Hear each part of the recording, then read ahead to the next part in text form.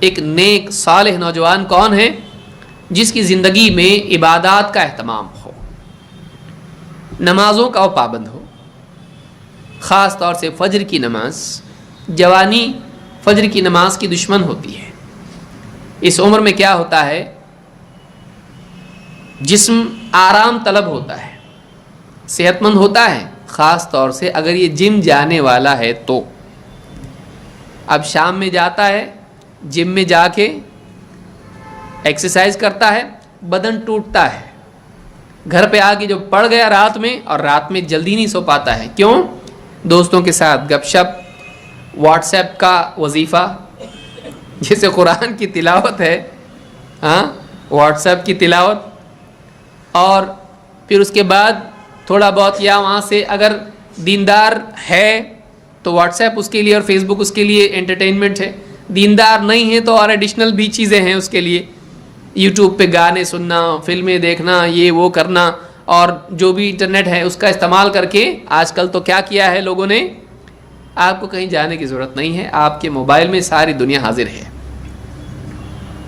اب اس میں رات 2-3 بجے تک، جب تک کہ ایک دم تھک نہیں جاتا ہے اور جسم بھی کہنے لگے بس نا، آدمی کا جسم بھی کیا کہہ رہا ہے، بس، پھر اس کے بعد سو گیا۔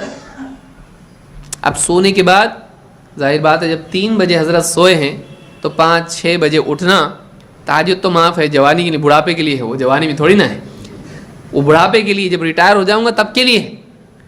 اب 6 بجے مان لیجیے اگر فجر ہے، یہ 5:30 بجے ہے، تو اب کیا کرے گا، یہ 2.5 گھنٹے میں اٹھ جائے گا؟ کیا مجال ہے کہ اٹھے، اور کسی کی مجال ہے جو اس کو اٹھائے؟ اب یہ اٹھے گا کتنے بجے؟ 10 سے لے کے 11 بجے تک، 11 بجے اٹھے گا۔ یہ عام طور سے نوجوانوں کا معمول ہوتا ہے، خصوصاً دنیا دار قسم کے جو نوجوان ہیں۔ بہت سے دیندار نوجوان اٹھتے ہیں برابر ہے، لیکن دنیا دار قسم کے لوگ ہیں نہیں اٹھتے ہیں۔ فجر کی نماز سالوں سال نہیں ہوتی ہے، سالوں سال نہیں ہوتی ہے۔ آدمی سوچے فجر کی نماز اس کی پابندی سے ہوتی کہ نہیں، جوانی میں ہونا چاہیے، جوانی میں یہ ہونا چاہیے۔ نکاح ہونے کے بعد بھی خاص طور سے اس کا اہتمام ہونا چاہیے۔ بیوی اگر چاہتے ہیں کہ مسلط نہ ہو تو فجر کی نماز دولہا پابندی سے پڑھے، اس کو معلوم پڑے ہاں ٹھیک ہے کوئی بات نہیں۔ ظاہر بات ہے نیا نیا دولہا ہوتا ہے، اس کے لیے فجر کی نماز مشکل ہے۔ اب اگر وہ فجر کی نماز نہیں پڑھتا ہے تو بیوی کو زیادہ آپ کے ویک پوائنٹ کی ضرورت نہیں ہے، آپ پہ قبضہ کرنے کے لیے، آپ پہ غلبہ پانے کے لیے ایک بھی مل گیا بہت ہے۔ اب جب بھی آپ کسی چیز میں اس کو نصیحت کرو گے، ہاں فجر کی نماز پہلے پڑھو، اچھا اب اس کو معلوم ہوتا ہے کہ اب میرے پاس بھی کوئی ایک جہاز میں سوراخ ہے، تو اب میں اس کو کب بولوں، تو دھیرے دھیرے اس کی غلطیاں وہ ہضم کرنے لگتا ہے، اور اس طرح سے آپ بھی چپ میں بھی چپ، دونوں مل کے چپ چپ ایک دوسرے کو نصیحت چھوڑ دیتے ہیں۔ یاد رکھیے اس کو، خاص طور سے میں نوجوانوں کو، چونکہ ابھی بہتوں کی شادی نہیں ہوئی ہے، اگر آپ چاہتے ہیں کہ آپ گھر میں بیوی کے آگے چپراسی کی حیثیت آپ کی نہ ہو جائے تو آپ نمازوں کا خاص اہتمام کریں۔ نماز آپ کے لیے طاقت ہے۔ آپ کے ہاتھ میں تلوار کب تک رہے گی؟ جب آپ نماز پابندی سے پڑھیں گے۔ نماز اگر پابندی سے نہیں پڑھ سکتے ہیں، آپ بولنے لائق نہیں رہیں گے، پارلیمنٹ پہ آپ کی سنی نہیں جائے گی، آپ کی بات کی کوئی ویلیو نہیں رہے گی۔ نماز پابندی سے ہونا چاہیے، برابر آدمی نماز پڑھے، نماز میں سستی نہیں کرے۔ بیوی کو بولنے کی طاقت اس کے پاس ہوتی ہے، کیونکہ نماز دین کا نمائندہ ہے۔ قیامت کے دن سب سے پہلے کس چیز کی پوچھ ہوگی؟ نماز۔ ایک آدمی کا اچھا اور برا ہونا نماز پر موقوف ہے، اس کی نماز جیسی ہے ویسا وہ ہے، وہ اللہ کا بندہ نہیں ہے، باقی پھر کیا زندگی میں خیر آئے گی؟ تو نماز کا اہتمام کریں، اور اس کے ساتھ قرآن کی تلاوت ہے، روزانہ قرآن کی تلاوت کا اہتمام کریں۔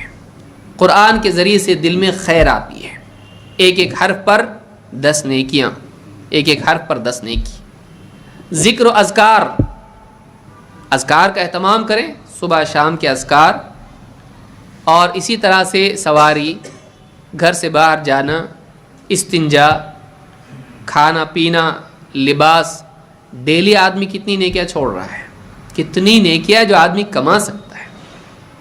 ایک آدمی سوچے دن میں کتنی مرتبہ بائک پہ بیٹھتا ہے، اس کے اذکار آدمی پڑھ لے، دن میں کتنی مرتبہ آدمی یعنی صبح شام کتنے کام اس کے ایسے ہوتے ہیں جس میں کھاتا ہے پیتا ہے۔ کتنے لوگ بسم اللہ اب تک نہیں بول پاتے ہیں، کتنے لوگ بسم اللہ نہیں بولتے ہیں، کھا رہے ہیں ویسے ہی، اس میں شیطان شریک ہوتا ہے، کھانے میں شریک، ہاں گھر میں آتا ہے شیطان۔ اسی طرح سے ہر اعتبار سے آدمی استنجا جا رہا ہے، حفاظت نہیں، اس کی حفاظت ہونا چاہیے۔ اذکار کا اہتمام کریں، دعاؤں کا اہتمام کریں، دعاؤں کا اہتمام کریں، خاص طور سے شیطان سے حفاظت کے لیے اللہ سے دعا کریں، اے اللہ میری نگاہوں کی حفاظت کر۔ جوانی میں بہت مسئلہ ہے بڑا، نگاہ کی حفاظت بہت مشکل چیز ہے، اور نگاہ جو ہے آدمی کے دل سے کنیکٹڈ ہوتی ہے۔ جہاں آدمی کی نگاہ ہوتی ہے وہاں آدمی کا دل ہوتا ہے، جہاں آدمی کی نگاہ ہوتی ہے وہاں دل ہوتا ہے، اور نگاہ کے راستے سے آدمی کے دل میں زہر شیطان گھولتا رہتا ہے، اس کے دل میں، دل کو زخمی کرتا ہے نگاہ کے راستے سے۔ راستے پہ آدمی چل رہا ہے، نگاہوں کی حفاظت نہیں ہو پاتی ہے۔ نوجوان دعا کرے، اے اللہ میری نگاہ کی حفاظت کر، اے اللہ میری زبان کی حفاظت کر، اے اللہ حلال دے، حرام سے بچا، اے اللہ عبادات کی دعا کرے آدمی۔ دعا کے ذریعے سے کیا ہے، دعا ایک اعتبار سے اللہ سے طلب کرنا تو ہے، لیکن دعا دوسرے اعتبار سے اپنے دل کی اصلاح ہے۔ وہ اپنے آپ کو ذہنی طور پر آمادہ کرنا ہے خیر سے، خیر کے لیے، اور شر سے اپنے آپ کو بچانا ہے۔ جب آدمی اللہ سے مانگتا ہے خیر تو اس کے اندر اس کے عمل کرنے کا جذبہ اور نیت پیدا ہوتی ہے۔ جب آدمی شر سے بچنے کی دعا مانگتا ہے تو اس کے اندر شر برا ہے، وہ اپنے آپ کو، اس کو آٹو سجیشن کہتے ہیں، اپنے آپ کو بول رہا ہے یہ برا ہے، یہ برا ہے، یہ برا ہے، اس سے بچنا چاہیے۔ بار بار جب آدمی دعا کرتا ہے تو آدمی کی ذہن سازی ہوتی ہے اور مینٹلی پریپیئرڈ ہوتا ہے۔ لہٰذا یہ اپنے آپ کو روزانہ خطبہ دینے کی ایک صورت ہے۔ دعا کیا ہے؟ اپنے آپ کو نصیحت کرنے کی ایک صورت ہے۔ لہٰذا جو آدمی بار بار نصیحت اس کو ملتی رہے گی وہ آدمی نیکی کرے گا، برائی سے بچے گا۔ دعاؤں کا اہتمام کریں، دعا خیر ہے، تو عبادات کا خاص اہتمام کریں۔